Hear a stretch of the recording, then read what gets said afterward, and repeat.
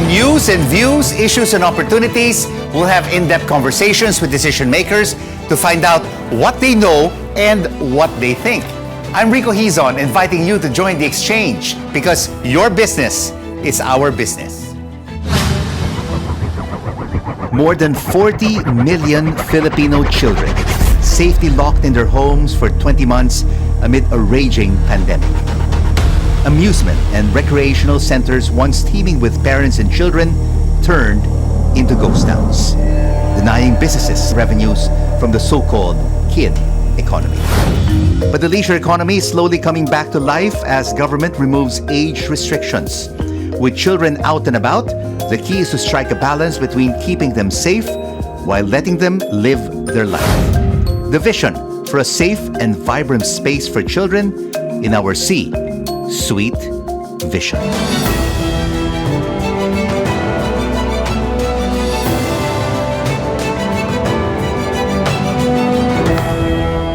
Most areas in the country are now under the second to the lowest alert level, and this means businesses are beginning to return to some kind of normalcy as Filipino parents spend more for recreational activities with their children, out and about.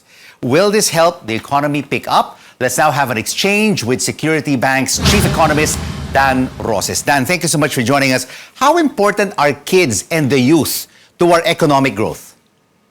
Well, it's quite important. No?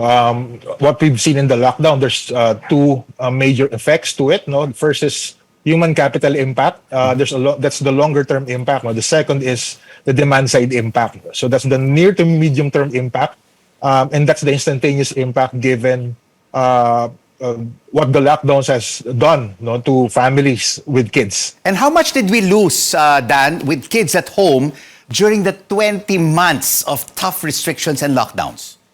Well, let's take a look at the human capital impact first. No? There's a study by NEDA themselves that said it's estimated to cost the economy a total of 41.4 trillion over the next 40 years. No? I'm referring to the lockdown. Of that, around 11 trillion represents the reduction in future wages and productivity as a result of the suspension of face-to-face classes for both 2020 and 2021. No? So that's the human capital impact to it. No? And not counting the cost to lost wages for parents who had to forego or reduce work hours to support their kids for online classes. That's a lot of money lost, no? That's a lot of money lost to the economy. That's why the business community is really pressuring the government to reopen the economy even quicker than at the pace it is right now. That's right, Rico. No? And we're sure to feel that impact, no? In the years to come.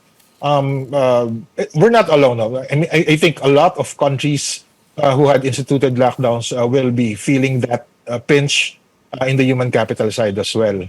Now, for the demand side, no, that's the more measurable impact in the near term. Since children were not allowed to go out of their homes, no, family activities were restricted. No, and so that means a big part of the economy wasn't functioning. GDP growth could have grown around let's say 3 to 4% on quarter basis. No, if no such restrictions were there. Right. So the kids and the youth sector really contribute a lot to the economy of a country. But which ones, particularly sectors and industries, suffered the most due to the restrictions? And do you think that they can recover over the next 6 months if we continue to be at current alert levels? Yes, no, that's possible. The estimates by industry groups, so for example, in fast foods, food bought with kids and for kids comprise around nearly half of the total sales. Similarly, in shopping malls, pre-pandemic levels estimated that about nearly half of the foot traffic came from parents with kids in tow. No, so that translates to families contributing already to almost half of total sales for both consumption sectors. No? So with easing mobility restrictions, we're expecting that to recover as well. And now that children are again allowed to go out and about, Dan, can we expect the economy to expand at a more significant rate this last quarter from October to December?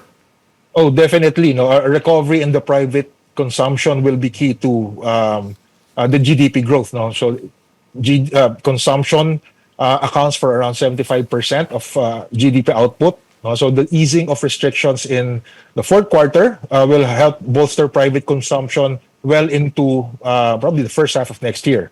No, so it's a good sign. What we're seeing right now. And at this point, what else can you recommend to the government so that our economic growth can catch up with other nations? We seem to be laggards compared to our Asian neighbors. Well, I think mobility will be key. No, so probably we should look closely into instituting, because we're not discounting the risk of further lockdowns, especially next year. We're still in a pandemic now, despite what we're seeing already anecdotally relative to mobility footprint. No? So a surge is still a risk, no? But with a better vaccination pace that we're seeing right now, that could counter possible risks in terms of further infection. So what as we saw from last year and this year, lockdowns could be really destructive in terms of economic growth. So I think a gradual lockdown should be closely studied, and an implementation plan should be prepared already, should further infection rates begin climbing up again. And of course, at this point, Dan, only 12 and above, kids 12 and above can be vaccinated. It is also key that very soon, once these vaccines get approved for kids below 12, that they have to be immunized themselves. So, because they also can propel the economy forward. That's right. Well, globally, the recommendation still, I think it's just 12 years old. So, if that level is approved now, below 12 years old, then that would be good. But again, relative to logistical supplies of vaccines as well. But that could be a very good propellant, if you may, in terms of economic recovery. Thank you so much for this Kid Economy Exchange, Security Bank's Chief Economist, Dan Roses. And now here's a rundown of this week's top business stories. The Bangko Sentral ng Pilipinas maintains borrowing rates at 2%. The BSP has kept interest rates at historic lows for a year now to support the economic recovery. The country's largest business groups releases its wish list of policies for the remainder of President Duterte's term. And this includes the opening of the economy even before we reach herd immunity, full implementation of the ease of doing business, modernization of agriculture, and faster implementation of infrastructure projects. And money sent home by overseas Filipinos reached $2.74 billion or 137 billion pesos in September, according to the central bank. And this figure is higher than the previous months. And still ahead on the exchange, where your business is our business. Alert levels have seen malls opening up to welcome more visitors. We get word from Vista Mall on what these shoppers have been up to. And kids can enjoy life outdoors once again, but what does this mean for their health? We get answers from an infectious disease specialist. Keep it right here on CNN Philippines. News you can use, news you can trust.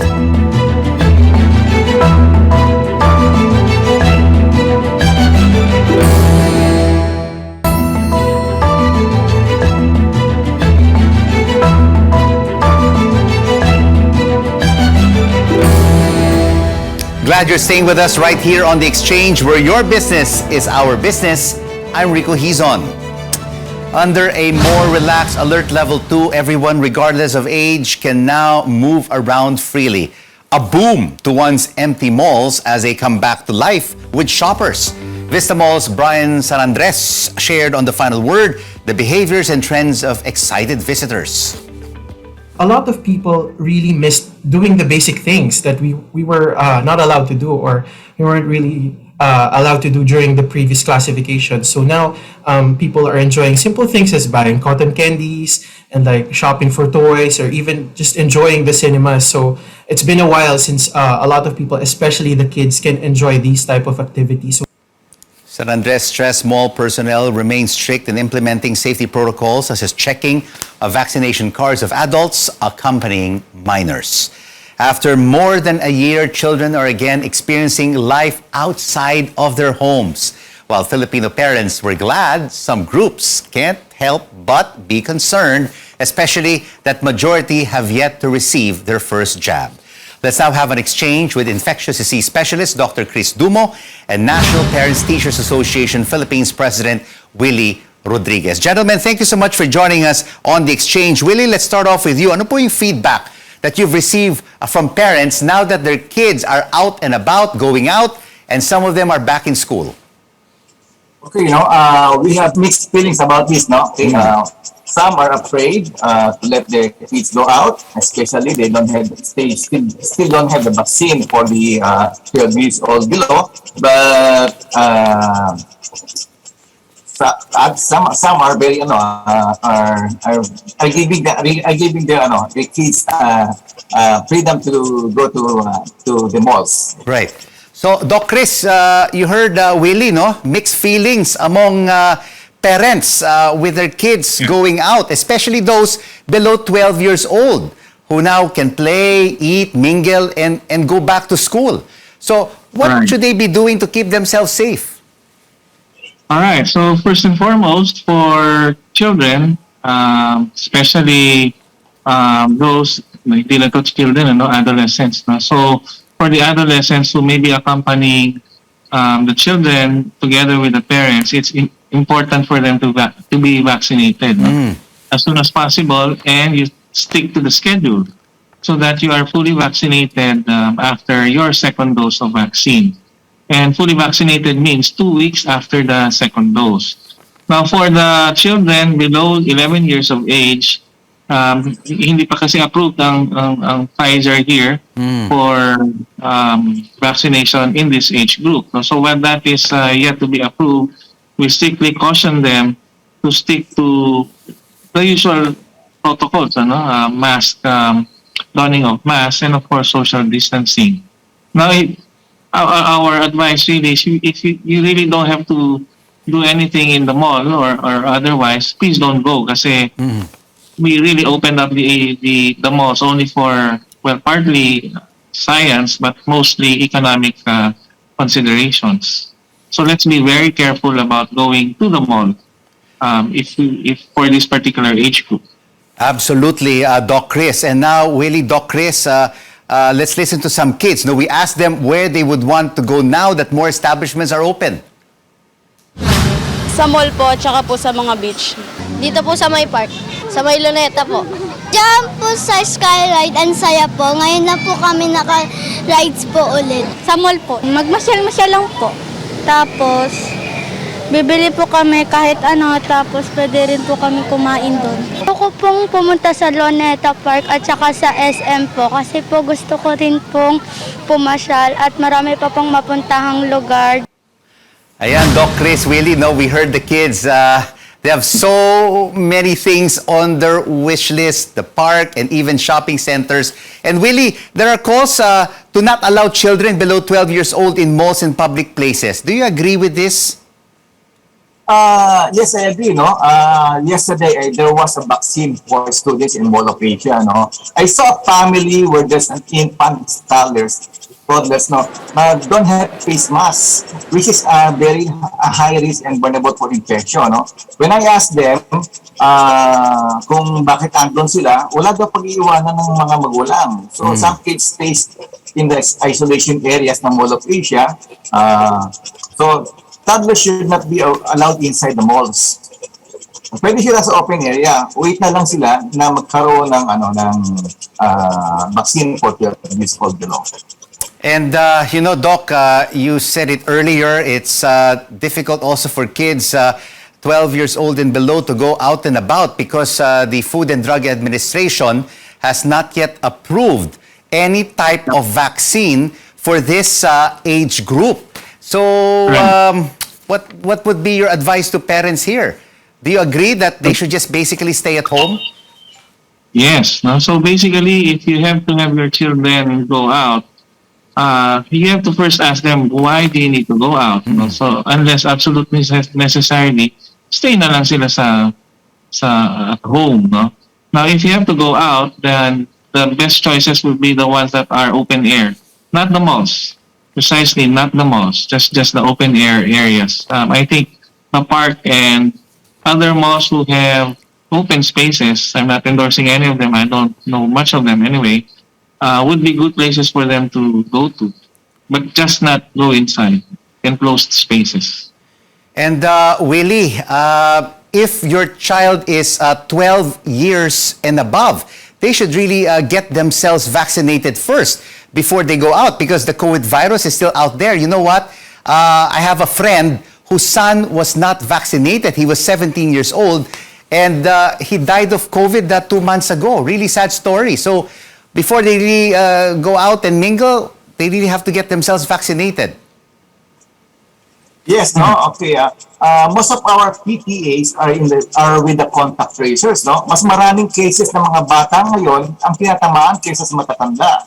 Okay, our national PTA recommendation for children below 12 years old of age is to use pneumonia vaccine and flu vaccine, no, PCV 13 and PPSV 23, no. As a prophylactic and maybe lessen the effect of COVID. And Doc, with what Willie just said, no, and the experience with my friend, what should be done while kids between the 12 and above age level are still not yet vaccinated? Well, it's the same advice for the younger age group. You only have to go out if you absolutely have to.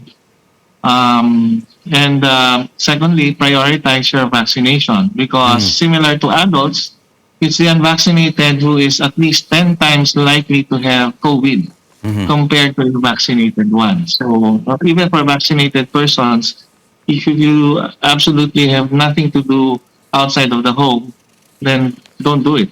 Just stay home. And basically, Doctor, you are at St. Luke's Global and in Quezon City. Have you had any experience of kids getting COVID and being admitted? Oh, yes. Although I'm not a pediatrician, we have had cases in both hospitals where kids have been admitted. You know?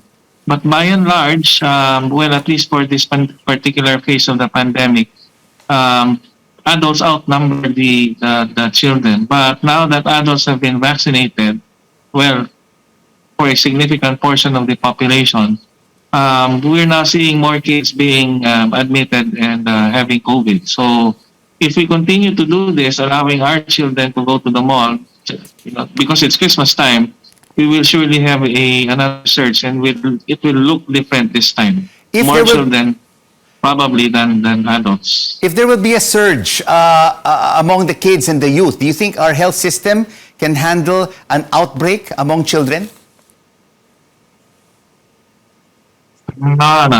If we had a difficult time with the adults, it's going to be more difficult with the children because our healthcare system, really for the most part, is geared toward sick adults. We don't have that much capacity for sick children because normally our children are healthy, really. So if they get sick, you can just imagine because of a pandemic, this will really stress the whole system. Thank you so much for this Kids Safety Exchange, Infectious Disease Specialist, Dr. Chris Dumo, and National Parents Teachers Association President, Willie Rodriguez. And up next on the exchange, where your business is our business, some Filipinos are collecting the new commemorative 100 piso coins from the Bangko Sentral ng Pilipinas, but it is worth 3 times the amount. And some establishments for fun and leisure are opening up yet again. We have an exchange with the famous amusement park about the importance of lively but safe spaces for children. This is CNN Philippines. News you can use, news you can trust.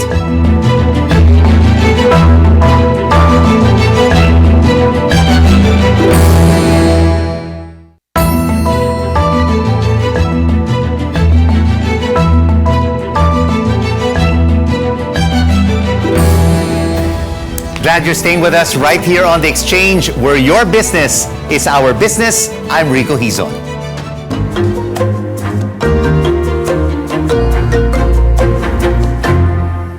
Parents want to make up for lost time to bond with their kids outside their homes. With the health crisis still far from over, it is important to have safe hangout spaces for children for their mental health. Let's now have an exchange with Enchanted Kingdom Chairman and President Mario Mamon. Sir Mario, thank you so much for joining us.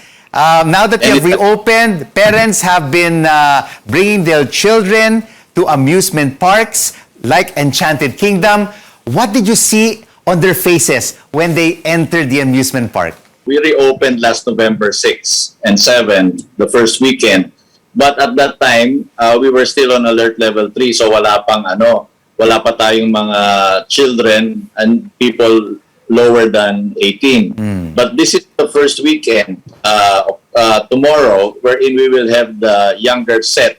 And we've been flooded by requests from guests and online tickets dahil talagang gusto na nilang mamasyal sa Enchanted Kingdom. Sir Mario, what were the preparations that you implemented to ensure that parents with their kids will have a great experience at the same time be safe and secured at Enchanted Kingdom? We already have our minimum safety standards in place because that is required for our reopening. But we are more stringent now because the younger ones are in. And we're lucky that marami na vaccinated, kaya we're hoping na talagang we can protect them better. All right, you've been opening and then you've been closing and then now you're opening again. What has been the extent of the pandemic's impact on your business and employees? It is immeasurable. We had very big plans in 2020 because that was our 25th year. We thought it was our breakout year, but alas, there was Taal and then there was the pandemic. So whatever plans we have for the future, I think it is set back by at least 3 years. No, but we're alive and kicking, and I think because of the pent-up demand for going outdoors, then we can make up for lost time. Making up for lost time indeed, and hopefully we will remain at these alert levels, and businesses like yourself, amusement parks, will have a very, very happy Christmas business-wise. But how did you manage to survive during the opening and closing and the lockdowns over the past 20 months? What measures did you take to stay afloat? For one, we really had to dig deep into our pockets. And I'm proud to say that we did not lay off anybody, but we had to give them very minimal working time. And in fact, we allowed them to do part-time jobs with other companies so that they can make up for the lost revenue from the lost pay that we have at EK. But there is also that natural attrition because meron naman tayo ibang mga kababayan na talagang kailangan maghanap buhay. But at least we were able to maintain at least 60 to 70% of our people, and that's how we're reopening now. Yes, and everyone, I'm sure, is looking forward to this weekend when many more people will be able to enter Enchanted Kingdom. So tell us, Mr. Mamon, what can we expect when we get into Enchanted Kingdom this weekend? Will parents and children be able to, are all your rides and all your booths open for everybody? I would like to declare that maybe about 90% are ready. You see, we have to also bear with the requirement of government to have all employees fully vaccinated. And sad to say, because of the little delay in vaccinations outside Metro Manila, we still have some employees who are being vaccinated. But by the end of this month, fully vaccinated na sila, and all the rides and attractions will be operating in time for the Christmas holidays. What are some of the popular rides and attractions at Enchanted Kingdom? Of course, our mainstay are the big rides, our big roller coaster, the Space Shuttle, and then of course the Wheel of Fate, the Rio Grande Rapids. But my virtual background behind me is our 25th anniversary offering. It's our third roller coaster, which we are launching tomorrow. It's called Twin Spin. It's the Philippines' first family spinning coaster. Wow, that is one ride I'm sure that my son will enjoy. He loves roller coasters. What lessons did you learn from these lockdowns over the past 20 months that you will tell your children and your grandchildren that this was truly a health crisis that no one will ever forget? I'm sure that you will agree with me that we never thought that what we used to read only in the books and literature would happen in our generation. But it has happened, and it was, I think, through the cooperation of everybody that we're here. What we'd like to share with other generations is that we really have to be careful. We really have to work together. And if we're able to do that, then with God's blessing, we can still greet each other as we are doing now. We also pray for those who have gone ahead of us, but we also pray that a better future will be there for our children and our children's children. Thank you so much for this amusement park exchange, Enchanted Kingdom Chairman and President Mario Mamon.